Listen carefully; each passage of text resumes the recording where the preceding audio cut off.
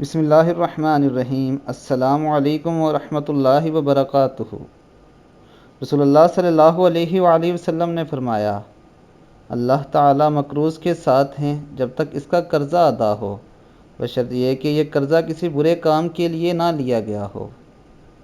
نبی اکرم صلی اللہ علیہ وآلہ وسلم نے ارشاد فرمایا کہ جو شخص کسی مقروض کے ساتھ صلہ رحمی کرے گا یا اس کو مہلت دے گا یا اس پر اپنا حق مکمل یا کچھ معاف فرما دے گا تو قیامت کے دن اللہ تعالیٰ اس کی پریشانیوں اور مصیبتوں کو دور کرے گا۔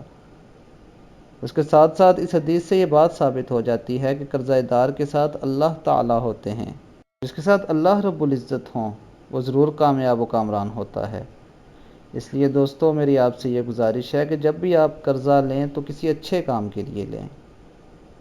جب آپ اچھے کام کے لیے قرضہ لیں گے تو اللہ تعالیٰ آپ کی غیب سے مدد فرمائیں گے۔ اگر آپ برے کام کے لیے لیں گے تو آپ کو اللہ تعالیٰ کی مدد و نصرت حاصل نہیں ہوگی۔ اللہ تعالیٰ ہمیں نبی اکرم صلی اللہ علیہ وآلہ وسلم کی حدیث پر عمل کرنے کی توفیق عطا فرمائے۔ اب تک کے لیے اتنا ہی، اپنا بہت خیال رکھیے گا۔ اللہ حافظ۔